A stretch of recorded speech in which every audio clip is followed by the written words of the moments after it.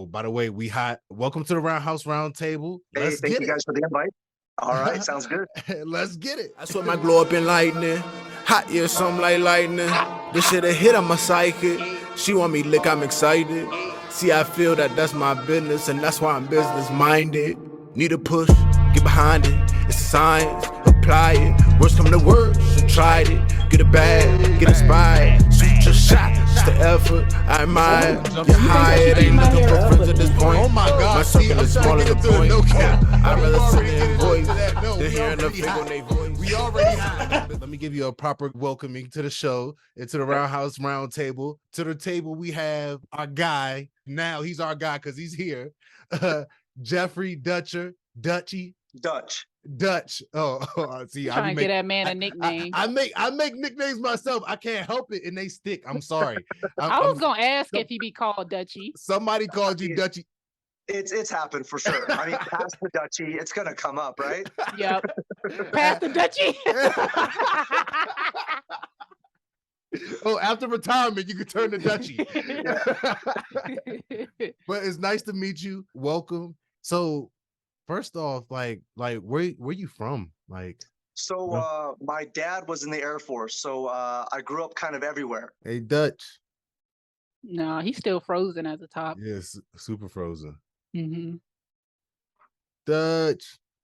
No. Immediately, as soon as the interview starts. Soon as he starts introducing himself. That's dope that like he's in the Air Force, like, or his parents was in the Air Force. Hopefully he drops back in. And I'm always welcome to have people on the show with like knowledge in the game and people who actually have respect in the game. Like you can't get a job as a judge without having respect in the game, man. I think that's big. And we always talk about judging on here a lot, and we harp on judging a lot on the show. So I think that's us showing y'all how real we are. That's the fair shake. So we got a judge actually on here to be able to speak their piece and you know, get a little bit into the ins and outs of how the whole scoring process works, how it all comes together, especially when they figure out who's going to be getting their arm raised. And then DC was also talking about how the commentators were sitting in and going over some of the rules and what judges look for when they're scoring the cards. So I thought that was interesting as well. Yeah, and at the same time, they get that realm of freedom to, you know, they get that area. It's like every judge has certain things that stand out to them, regardless of if they're supposed to be judging exactly how this happens. It's certain things. And I wanted to know about submission defenses, like the value of submission defenses. Because you prevented the fight from stopping early. I think that should count towards you, like even with takedown defenses and submission defenses. I think that should hold some weight. I could understand in a sense why it wouldn't be, because you're on the defense instead of being the attacker. But I think there should also be something to be said about people defending positions and submissions. That's true. And it turns the tide in the fight, you know?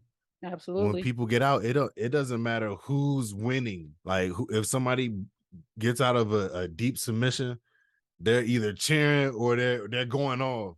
Like either way, it's noise happening because it's a big moment. And that helps break the confidence. So that's like either it could be like slow ammunition or fast ammunition of breaking somebody's confidence. Take the instance with RoboCop, where he got hit pretty bad, but he didn't fall. He kept coming, and you could tell like the other dude's spirits was broken. And I called it at the beginning. I said, RoboCop gonna win this one. It's not gonna go with the favorite. And behold, second round, that's what happened. You know, starting jujitsu, like for me, just because of my body type, they just threw like the big guys at me and just like, all right, go roll. And they were like, well, he has a high pace, so roll with him. And I'm getting submitted and farting at the same time. Like it was just a bad day. It was rough. It was rough. It was rough. That's where I learned humility, you know. Glad to have you back. No worries. We just improvised, started getting into our no cap recap. That's what we I didn't see your guys' latest one, so yeah. I appreciate that. I appreciate you checking us out. And especially like, hold on, let me hear what the fuck they're talking about, because make sure they're not saying nothing crazy. We say crazy stuff sometimes, you know, sometimes, That's but not fine. all the, you I know, like your mustache. I know. I'm about to say we did not give the proper moment for the stash because it's official. Yes, It is official. Yes. I'm just throw it back, so we'll get these bigger soon. So Do you let it curl up? Do you you gel can it see and curl it? it's just barely. Ooh, yes. Yeah. Yeah, we respect a nice stash because we like you were saying before we got disconnected. Yeah. You were saying your parents were in the Air Force. We both were in the Air Force. Okay, nice. Yeah. My father did 22 years, and then my stepfather did a little over 20 as well. And I'm just an Air Force brat, so I kind of grew up everywhere. And then Utah now has become home base for the last 22 years for me. Utah is beautiful. Oh man, I love it. I love it. We lived in Idaho for a few years. So like I got to go over to Utah a few times and look at the mountains and see how cold it is, and just like that area of the region of the world, like Utah, Idaho, is just like you need to just go see it. Like you just have to see it. People sleep on Utah for sure. This area. Yeah. Did you end up going to the UFC event in Utah? I didn't go to this latest one. I was not assigned to this one. But I was assigned to the very first one here. That was like 6-7 years ago. I was assigned to that one. That's big. So yeah, get into that. You were just talking about where you were from Utah. Yeah. So yeah, I'm in Utah. Been here for a little while now. I started watching MMA in high school. So 98, 99, I was like a sophomore, junior, and we went down to, it was like the Blockbuster, but up on base when I was stationed. My dad was stationed in Florida. So we got some of those old UFC VHS tapes and just started watching them there and kind of got into it that way. I moved to Utah, and there was a local promotion here called Ultimate Combat Experience, owned by Mike Stidham. And I just watched that on TV for a while. And I ended up finding out Jeremy Horn had a gym here in Utah. So that's where I started training out of at first, was with Jeremy Horn. And I ended up having my very first fight on his very first card here in Utah. What was your first martial art? Honestly, it was nothing. So I played football and baseball in high school, and I was just kind of getting out of shape. I was in my early 20s, and I was like, you know what? I want to do something to kind of stay in shape. So I was like, you know what? I've been watching this for a while now. Let's go in there and just get in shape. I had no plans to ever fight. I'm not this super hyper masculine guy that wants to go beat people up. I was just like, hey, you know, let's go do this. It'll be nice to have in my back pocket in case anything ever pops off and gets crazy. So after training there for a while, Jeremy's like, hey, I'm going to do my first show. Do you want to take a fight? And I was like, if you think I can actually beat somebody up, let's go. So I ended up being on that card. And do you know who DeMarcus Johnson is? Yes. He fought out of Jeremy's too, and he was actually the main event on that card that I was on. Okay. So this, and that, like I said, that was in 07, man. I was a young man. Well, I'm about to say the age is not showing yet. Once you said height, it's not 41, showing. 41 next month. So sorry for the people that's going to be listening on Spotify and Apple. Sorry, the ones that's going to be listening because you can't see how young this guy looks. You look like you're in your 20s. Exactly. Thank you. See, Asian don't raisin, right? And black don't crack. Hey. See, my bad. All right. Okay. So that's big. After you realize, like, okay, all right, this fight, I don't like punching people. I'm cool with that. I'm cool on the punching people. So what happened was I have a disease known as Crohn's disease, but I really kind of ran into some problems. I had 2 major surgeries on my small intestines where they removed some. I think I have like 21 inches of small intestine removed. I was dealing with anemia, all these things that wouldn't really allow me to train as hard as I wanted to. And after that kind of happened, I wanted to still stay in the sport and be a part of it. And the best option that I saw was to become really good at being a judge. And in the beginning, it was just like, hey, do you want to come judge? There was no compensation. There was no checking of your background to what you were, what you did. So at that point, it was just like, hey, Dutch, I know you watch the sport. You're a fan. Come judge. So that happened for a long, long time where the judge, bless you. Sorry. She sneezes all the time. Yeah.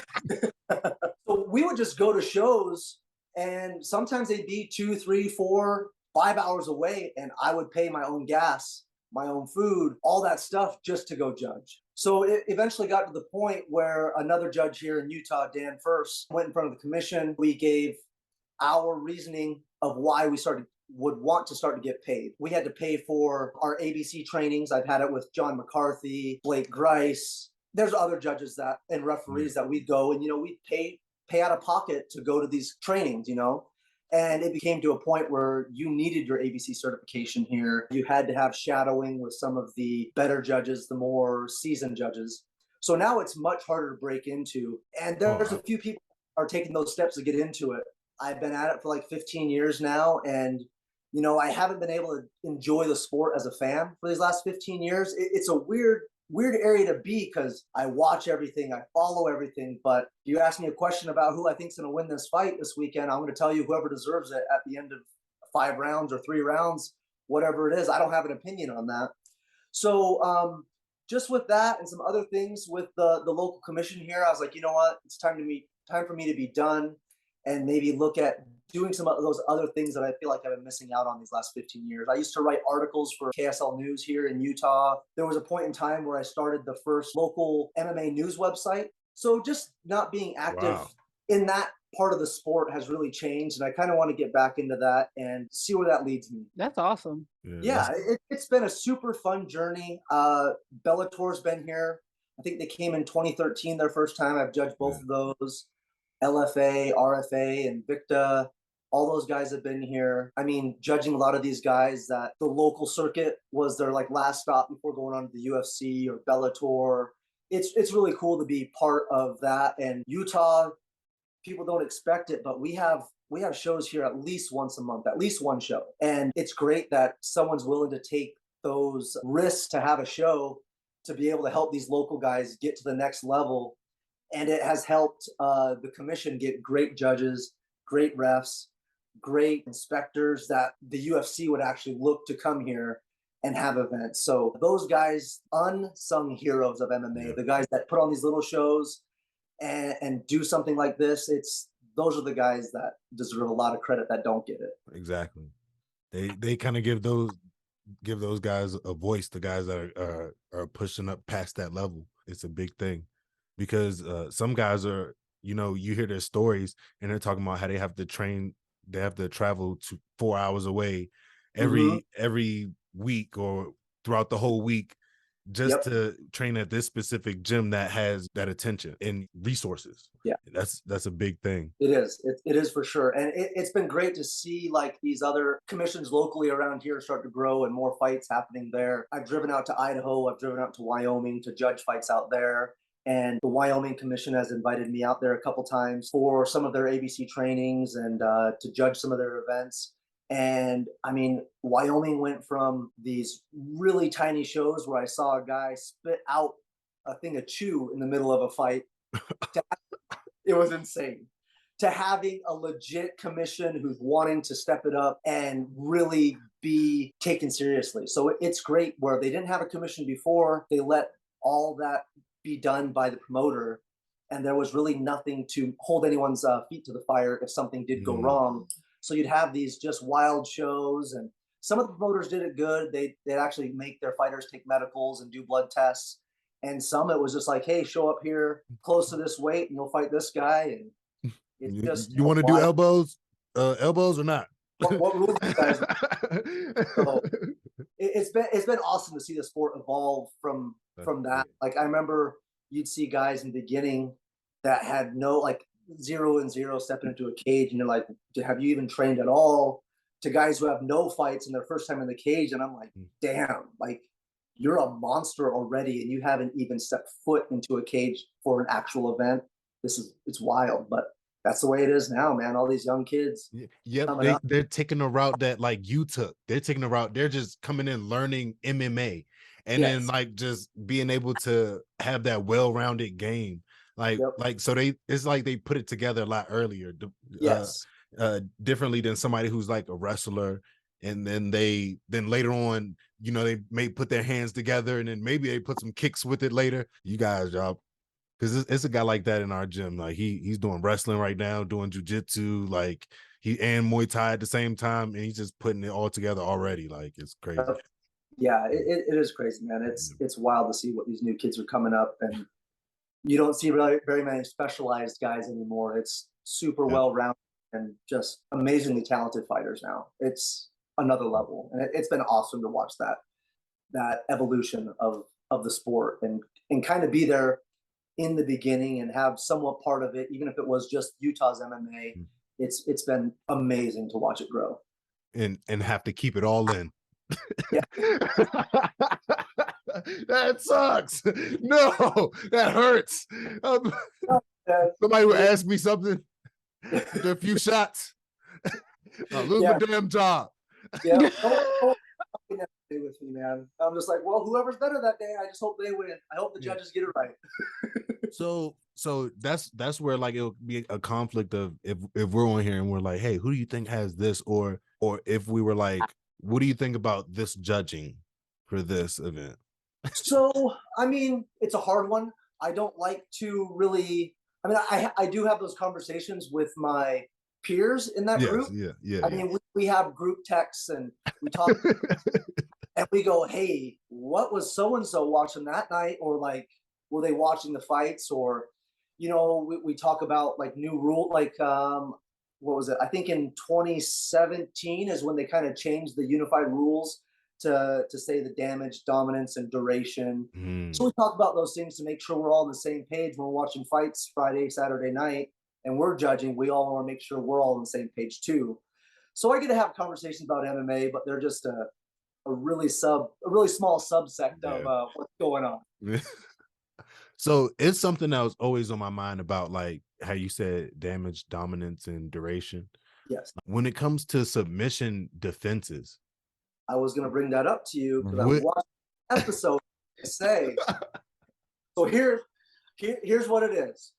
When you are in a submission, right, and you get out, or if you're in someone's guard and you get your underhook, you get back up, you use the cage, you're not awarded for that, because what that's doing is that's keeping you in the fight. That's not helping you finish the fight. So that's what you got to look at. When you look at anything, the first thing we look at is damage. And then if everything is equal in that damage, if it's equal in my eyes, then I move down to the next tier, which is dominance. And if I go down to, and if that's even, then I look at the duration. So that's why when I hear the MMA media or just, you know, speaking. Just go ahead and say it, y'all. When I hear y'all talking crazy. See, and we give you our fair shake. That's why I'm so glad that you're here. I'm so glad that you're here. That's the thing too, is like, it's hard for people in my position to talk about and get those things out. So when people listen to like Big John's podcast with him and Punk, Josh Thompson, he's the one that's kind of our person that's getting the word out of what we're looking at. You know, he's the one who wrote those commandments for us to go look at and judge those fights. And like I said, it's the damage, dominance, and duration. And if damage is a clear factor that we can say, hey, fighter A beat fighter B on damage, I don't have to look at the dominance and the duration. So when we hear people talking about, well, what about he had him on the ground for 3 minutes, so what does that do? But he did nothing while he was on the ground. He got rocked, he got elbowed. That's what happened. That's what the damage done to finish that fight was. Those were the actions that almost finished that fight, that put that fighter closest to finishing the fight. And then you got to remember there's immediate and cumulative damage as well. Something that you see right away that kind of stumbles them, or leg kicks that are just, you know, adding up over the fight. But we're looking at and holding the immediate damage at a little bit higher, because we can actually see the effect of what's happening right then at that point. Then if, you know, those leg kicks start coming in and he starts limping, now that's cumulative and immediate damage that I visually see what's going on in that fight. So those are the things that we're looking for as judges. So I hope that cleared that little bit of why defense isn't going to be a scoring criteria. Well, it can be exciting when someone gets up they get that underhook, they get it really deep, they get up to a knee and they get up and it's like, yes, let's see you guys swing it out now. But that just kept that guy in the fight. Yep. Okay, so I think where the disconnect is for me is the entertainment factor. That's where I start to go into because I'm adding that factor into it, not actually thinking about a judge's mindset is not worried about what's going, the entertainment that you're providing. It's about how you're performing. No, I get that too, because I hear a lot of people like, oh, I can't believe fighter A gets to fight fighter B already. And I'm like, it's a sport, but above that, it's entertainment and what makes money. And I get it, because like a lot of people like, hey, I want to see them stand up. They've been on the ground too long. Me, if you can hold a guy down for 5 minutes, hold him down for 5 minutes and beat him up. That's that other guy's job to get back up and do something. If that's that guy, if he can control you that much, you got to get back in the gym and work on wrestling and work on getting your back up on that cage and getting up. And I know it's not that easy. I just say getting in the gym. No, we understand. No, it's not that easy. But if somebody can keep you standing up and he shoots on him and you throw that sprawl and you get back up and the guy like, oh, I just want you to get down on the ground with me. I get it. Better get better at your takedowns. You better get better at initiating that clinch and doing those things. But I totally understand what you're saying with you want it to be exciting. You want to have that action.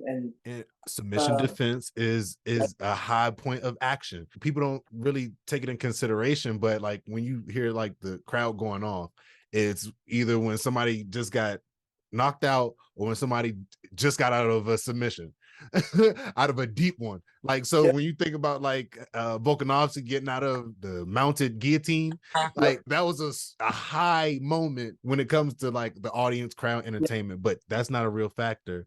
Think of it this way. It's everyone cheering on that he still gets to keep fighting. Yay! Yeah, I see it as that too. Because Jose Aldo, his last fight, he had no takedowns. His defense was great, but he couldn't focus on his stand-up because he was so worried about the takedown that he couldn't be his action self because he was so concerned about the takedown. So I get it in a sense, but it's like now it's like if you're not engaging, I think that is counting against people or even holding because they're getting people off the cage and off the ground if it's just considered like a holding mechanism, which I'm all for. Yeah. Okay. Yeah. I mean, like I said, the biggest thing when you guys are looking, the damage, if that's even, you're going down to the dominance and then the duration. If those things are even, you keep on going down. And I would say almost every single fight I've ever judged, and I mean, that's thousands and thousands over these last 15 years, you can almost always say like, hey, this fighter had it just a little bit. Even if it was just a little bit, it was enough to get that round off, not having to go to anything else. That's good info. So I'm glad you came on here to let us know to come check us. But because like that's what we're here for, you know what I'm saying? Like we you know, we're white belts in jiu-jitsu right now, so like we're very humble people right now, so we'll keep that because it doesn't get any easier. Exactly. So it's just like the learning process and the journey, just fall in love with the journey and being able to gain this knowledge. You know, I appreciate you coming on here and bringing your knowledge and expertise, and hopefully like we could chop it up, you know, again sometime on here. Anytime. Like I said, I am hanging up my proverbial hat for MMA judging this Saturday. The biggest show here in Utah, Fierce Fighting Championships. They're going to be at the Maverick Center here in Utah. That's going to be my send-off show. And like I said, I'm done, and hopefully I can find other avenues to really stay ingrained and engulfed in this sport. Because, oh man, besides my family and my kids, this is my next love, man. So you guys will definitely be hearing from me, and I would love to come chop it up about one of these next events. For sure. And, we can talk about it and shoot even at that point in time. If there's like a close fight or something and you guys want to get my take on. Yeah, we say somebody's been robbed. And you come on here and correct us. But yeah, just let me know. It was great to meet you guys. I'm excited. If you guys are ever in Utah, hit me up. There's a bunch of local gyms that would love to have you guys roll and absolutely. And your social media, anything that you want to put out there? I do run a Facebook group called Fighting Out Of. All I do on there is I provide results for all the local shows here in Utah. So if you're not able to go, you can at least go check the Facebook page and find all the results to anything going on. But nothing right now. I don't know, like I said, if I'm going to try my own podcast or maybe start writing again. I don't know. We'll see where it leads me. I'll definitely be in contact if anything. For sure. Anything goes. You speak well and you have the knowledge there. So I'm sure whatever you do next, and especially if it has anything involved in fighting, I think you'll do exceedingly great things. Like, well, thanks, man. I really appreciate it. And good luck to you guys. So you guys just barely started this podcast too. Yeah, right? yeah. About a year and some change. Yeah. Okay, nice. We've been Yeah, I'll rocking. Guys, watching your shows, and thanks.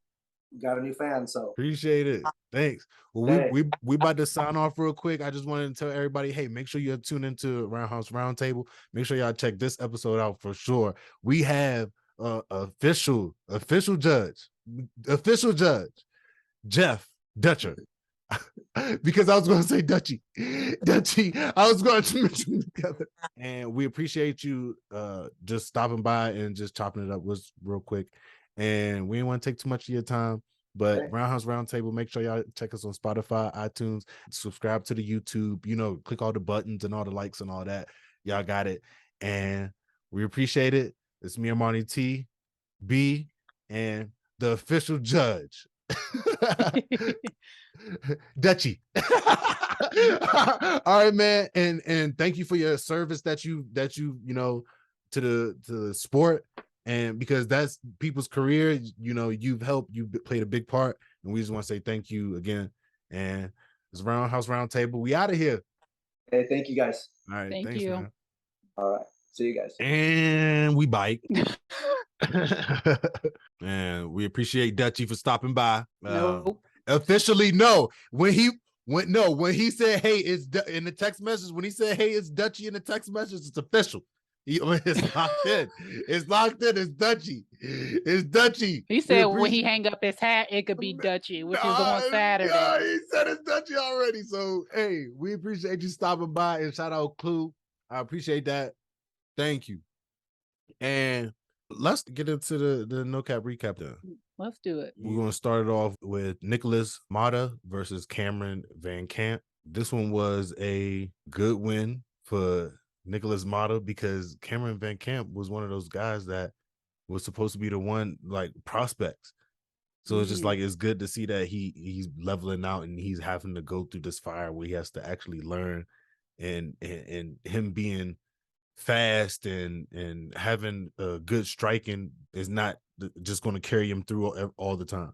Because there's also good strikers in here. You have to put it together, teaches them how to put it together more. Yeah, you gotta get that head off the center line. Gotta work on them defenses. And I think when we talk about being the hammer instead of the nail, you gotta put your shoe on the other foot and work from both ends. I think that's really important. To me, I want to learn defense before I learn offense. So exactly, and that's a good way to build. Next for the no cap recap, Tony Gravely versus Javid Basharat, and Basharat came through with the W in this one. And we were just talking about like MMA fighters and being able to put it together better. And Tony Gravely is still learning how to put it together. He put it together better than he did in his last fight. And that's what we can appreciate. But Basharat was definitely just a step ahead in this one. I also think due to his size, he had the least amount of advantage. He was able to keep him at bay once he got his composure and was, he got all the nerves out. I'm guessing that was round one, still trying to get a feel. It's a different stage. It's a little bit bigger, got a bigger audience, more is at stake. You got a undefeated record that you're still trying to maintain. And I think, once he was able to put it together, he found his flow a little bit better. He started mixing everything up. He was going for takedowns, hitting the body, hitting the head, kicks. He was throwing it all out there. So I was really appreciative of all of that. And, I think he's going to be a problem for the division, but I still think he has some things he needs to clean up a bit. But I thought it was a good fight for his debut. And, he was able to bring home the W. So, shouts out to him. Yep. Shout out to Basharat and the Basharat brothers, because that was his first fight after the Contender Series. So he he made a statement, and Tony Gravely that's a big statement to make. So shout out to him. Next, Myra Akapova versus Gillian Robertson. And Gillian Robertson came through with the round 2 submission, rear naked choke. Yeah. It was bad because the choke was in there, but she was trying to fight it. The way she was trying to fight it was like bite her tongue or something like that. I don't think I ever want to get to that point in fighting a choke. Here's my theory of what happened. She tapped while they were still near the cage, but, you know, she kept holding on. And so now she's just being choked for dear life, you know, rolling over, and she's still being choked. She can't really do much. And I think, you know, and she ended up passing out. She ended up biting her tongue because it was past the point where she tapped out, because it definitely looked like she tapped out when they were near the cage. And I had to hit a replay a couple times. I'm like, that's a tap. But the ref didn't call it. She kept holding it. You know, of course, if the ref don't call it, you still hold it. I get it. It's a sucky position to be in. But I was a little bit upset because Myra, you know, was giving her the business in round 1 and defending all those rear nakeds. And it seems like that's her one move that she has.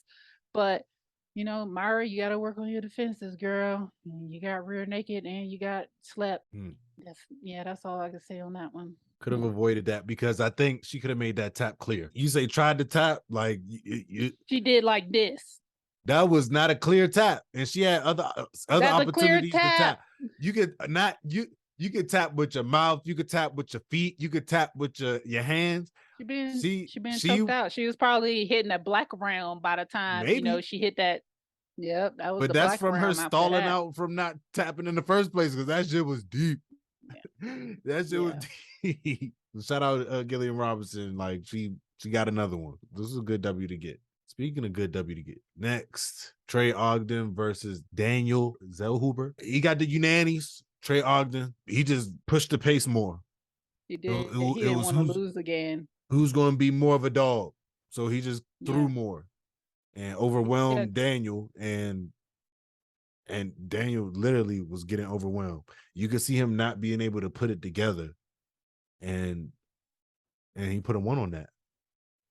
He did. And then Trey Ogden, his last fight, he thought he won that, but, you know, coming into it, learning lessons, he was able, you know, to know that you need to push the pace more. You got to be more active. Even if it's in a defense of something, I'm going to be throwing something. I'm going to make myself look good consistently.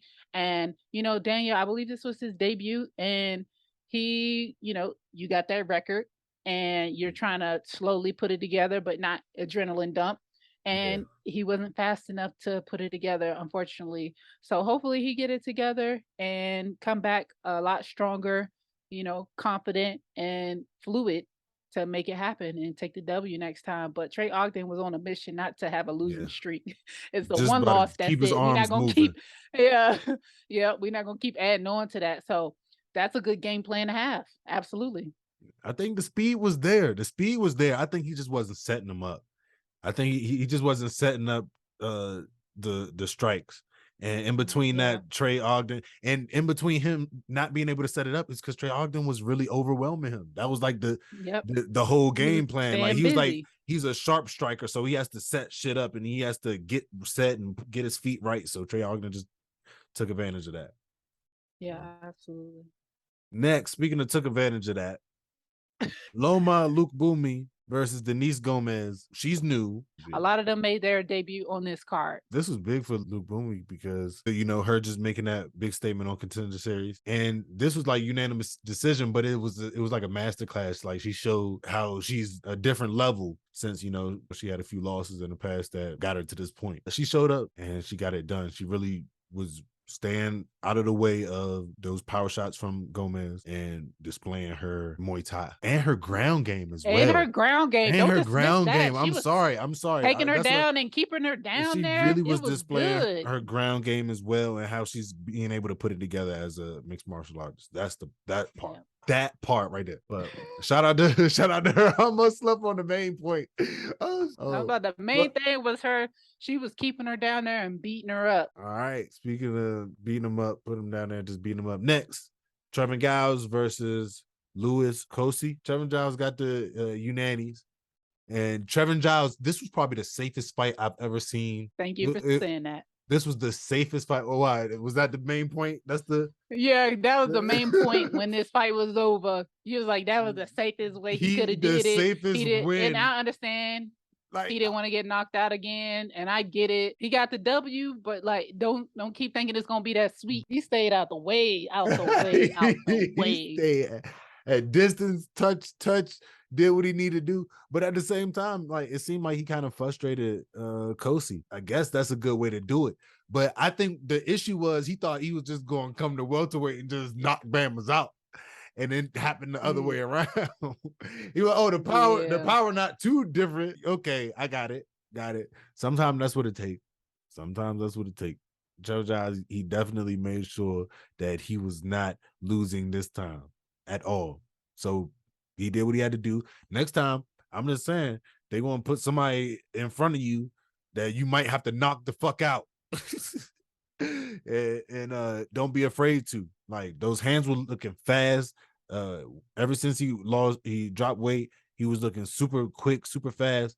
But it's just like that switch. I don't know what happens when people lose weight. Like that switch be, I don't know, it loosen up. But shout out to you on the W. Next, speaking of, shout out to them on the W. Damon Jackson versus Pat Sabatini did this in first round, 1 minute and 9 seconds. Nobody saw this coming. Nobody. Sabatini's a problem too. Like, I would have lost some money for real. I would have lost some money because I would have went Pat Sabatini all day long. But he had some extra sources working with him. He had some extra strength, extra energy sources working with him. And sometimes, like, when people just had that extra push, that extra, those things going on, like sometimes that be, you say it all the time, like, people don't ever know what somebody got going on. That's why. Man, you try the wrong person and you just gonna get all that frustration they've been building up. That's in this moment, that's exactly what happened. But at the same time, I don't know. I kind of want to say this was like a premature stoppage to me. They stopped it a little too quick for my liking. But I could be wrong. But yeah, and that first shot, I didn't know that he was dazed like that.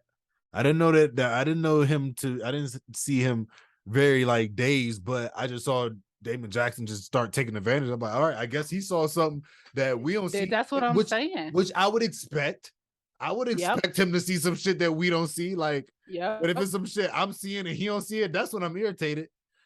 Like, yeah, because we was like, what happened? Exactly. And it was the kick. He was stumbled from the kick and then he just went in, which I can always appreciate when people have that killer instinct. You see him wobble just a little bit, go in for the kill. So I can appreciate him for that, especially because the last couple of fights I've been watching, people don't have that killer instinct and they don't know when to capitalize on positions and they end up fumbling the bag. See, next, speaking of fumbling the bag, Marc-Andre Baralt versus Anthony Hernandez. I thought this was supposed to be Baralt W, but jiu-jitsu. That's how that goes. And this was a arm triangle choke, and it was bad too. Like, he set it up and he didn't see it coming. Like, he just got to the right position and just put that shit in. It was a wrap. But I can't tell people what to do. I can't tell people what to do.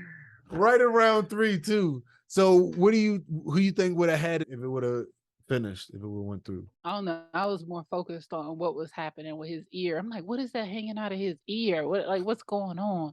I was fixated on that a lot more than I should have been. I don't know. People, you gotta work. You gotta think about the mental state of the people who got like the gauges with the ear hanging, and they just put some tape or something on it. Like, you don't care at some degree if your ear gets snatched off. That is true.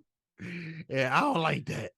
Well, he taped it up. I know, but it just be seeming like it's so available for it to happen. But he can't put your finger in there and pull. But his hands were looking sharp for sure. His hands were looking sharp, and it was good to see that, like, he's like actually elevating. It's good to see him progress. Next, Tanner Boser versus Rodrigo Nascimento, and this was a round 3 win for Nascimento. He was just more active. It seemed like Tanner was pushing it, but at the same time, he couldn't really touch Nascimento like he wanted to. Nascimento was staying active and out the way and still landing his strikes, being technical, and Tanner was not being very technical. Yeah, and then once Nascimento got him on the ground, it's hard to get a bigger dude up off of you. I think he was 30 pounds heavier. That's a challenge in itself. It's like you don't want to get stuck up under a big guy like that. And that's what happened. That's when the fight started to change because he was getting stuck up under this big guy and couldn't get from up under him. Or when he was doing it, wasn't fast enough, you right back down there, and it's just super draining. He didn't hesitate to take him down. Man. And it made it happen immediately. But, speaking of didn't hesitate to say some stuff, Joe Pyfer defeats Alan Amedovski. Alan Amedovski, guys, great segue. Thank you.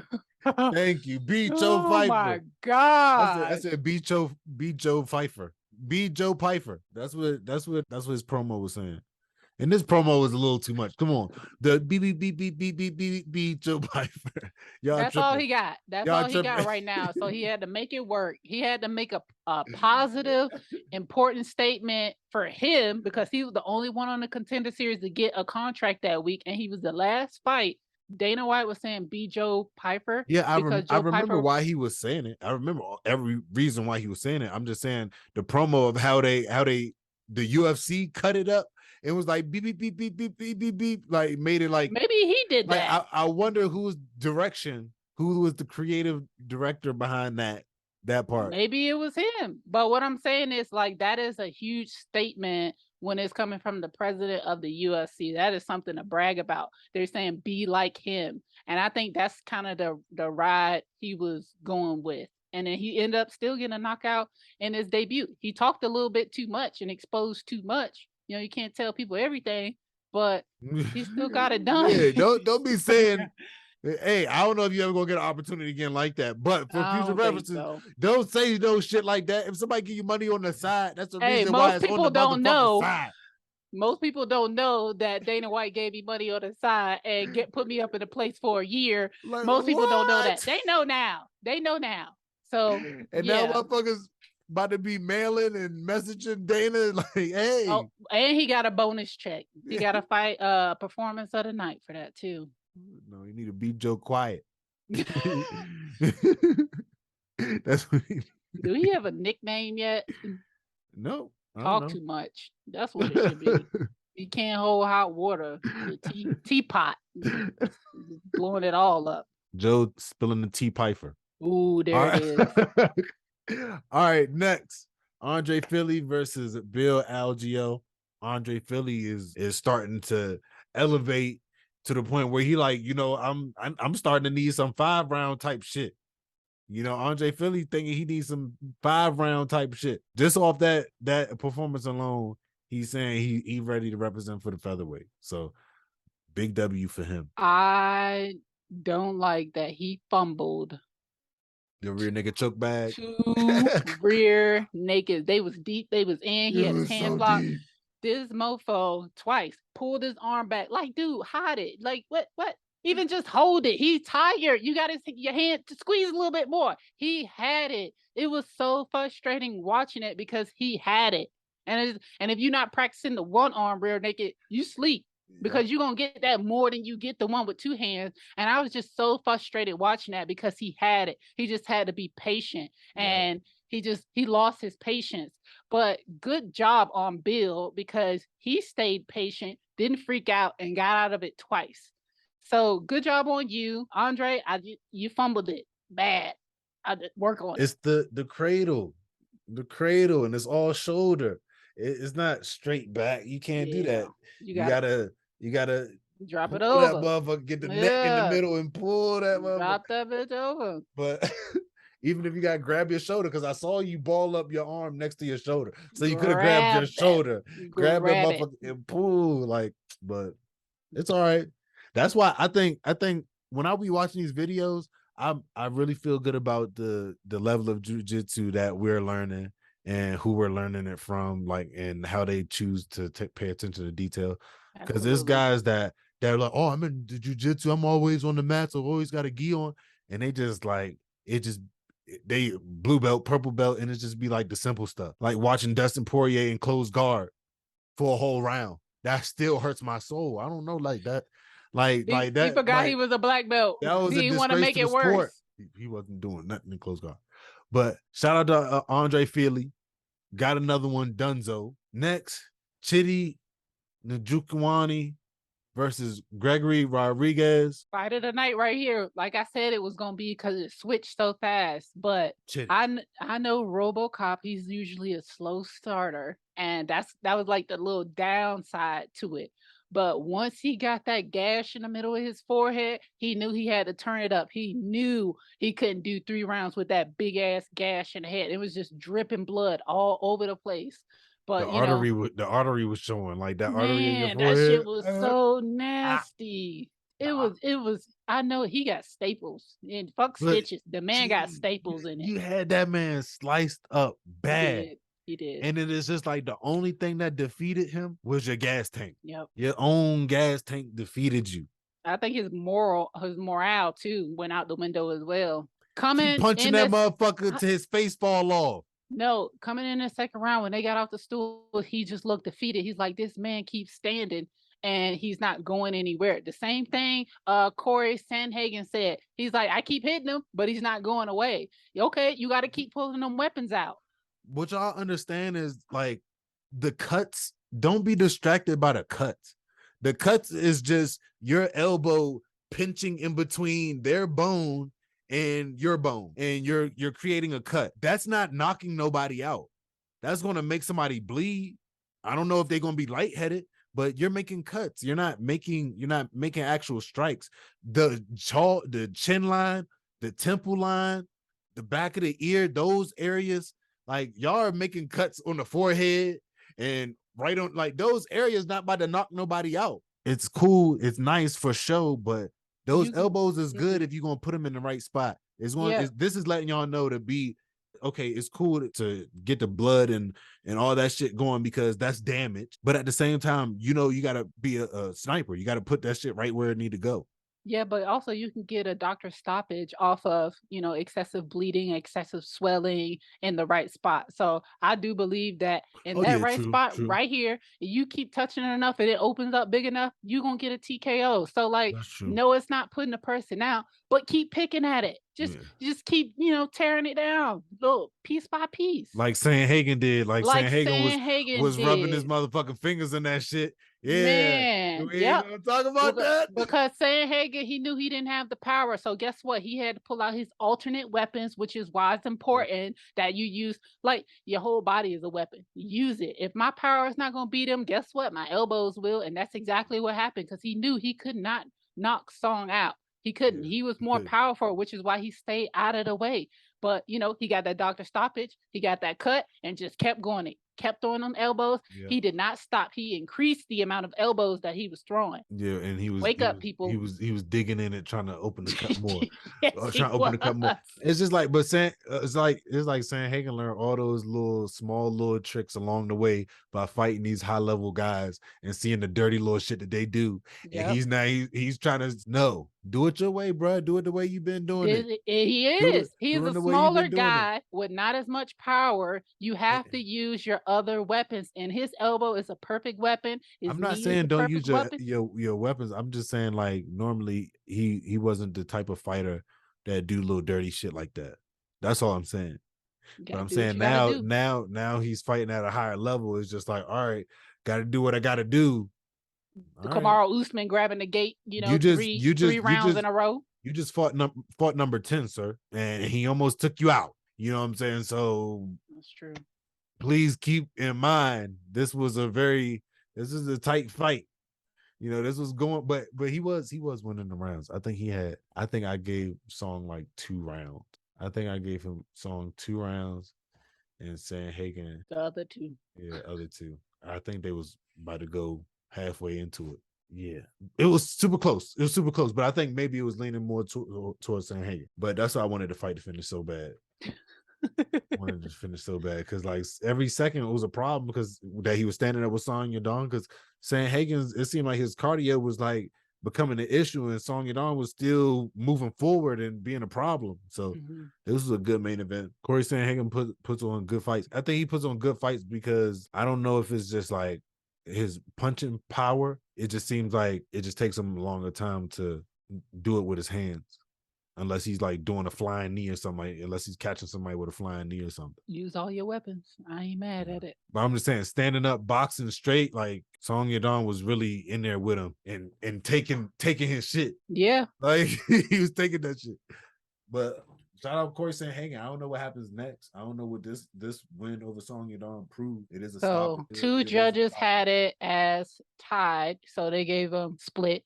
And then the middle judge gave Corey Sandhagen 3 rounds and then Song Yadong 1 round, which was the first round. So even if they would have went to decision, Corey Sandhagen would have still won.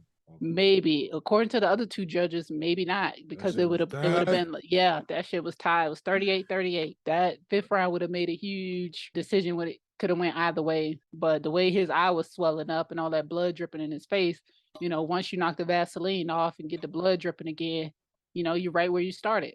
Yep. That was no cap recap, but UFC Vegas 60. Yeah, it was 60. They running them Vegas numbers up. They are. They doing their thing. Yeah. Keep them shits coming. Yeah, right. Because they got the next few weeks is gonna be I think Mackenzie Dern. Mm-hmm. So it's gonna be some jiu-jitsu going down next week, but I don't know if the card is going crazy. It's not. I only saw 6 fights on it so far, so I know they still adding to that roster, which is good. They just chilling right now because they know October 22nd coming, and they know it's gonna be big on October 2nd. They know it's big. That fight, that is gonna be crazy, just crazy. And you know what I don't like? People counting my dog Charles Oliveira out and Israel Adesanya out. They counting my dogs out already. Yes, just. They count them out, and I don't appreciate that. So, I can't wait for those events to come so they can just shut people up. Yep, that's what normally happens. I'm gonna say, like, hey, put that money down and make sure them DraftKings is hot. Hey, I already got my bets on them for both of them. Make sure them DraftKings is loaded. Dang, that's like 2-3 weeks out. Pay-per-view, then 3 weeks later, another pay-per-view. They think people just made the money out here. Like, give us some freebies. Give us some USC fight nights that go harder than a pay-per-view. Exactly. Y'all caught on. They fucking caught on. It was us running our mouth. It was us running our mouth. That was you running your mouth. Like, damn. Man, that should have paid for that one. And they were like, all right, bet, say less. Well, the card is stacked, so I'm not even like upset, but I'm much more excited about the Charles Oliveira fight. But I will say it is fucked up that Aljamain Sterling is the champion, but he the co-main event. And Charles Oliveira, love you for sure, but you vacated your title. I think it's fucked up. Half of a pound. I think it's fucked up. But he's still considered the main event. I think that's what the money part and the draw part come in. If that's not the case, then that's messed up still. That's fucked up. TJ Dillashaw juicing ass, really? It could have been somebody else. But okay, I'm happy Aljamain Sterling's not letting that go either. The only time you fought good. Yeah, don't let that shit slide for a second. Don't let that shit slide about 1 second. Like, that's okay. Yeah, you got a 2-year suspension. So what? You still was juicing. For what? You was already winning. I don't get it. I don't know. But this card go hard though. I must say, I know people that had gonorrhea for 2 years. Shit can stay in your system. Shit can stay in your system. Gonorrhea though, Armani, you always gotta take shit too far. All right. On that note, we're gonna close it out. We here. We've been here. Follow us on Spotify. Don't worry about what he said about those STDs. You people still matter with them. Shouts out to y'all. Nobody said y'all don't, but I'm just saying like shit can stay in your system for a long time. That's all I'm saying. All right. Test that man the day of. My cousin had a tapeworm. Like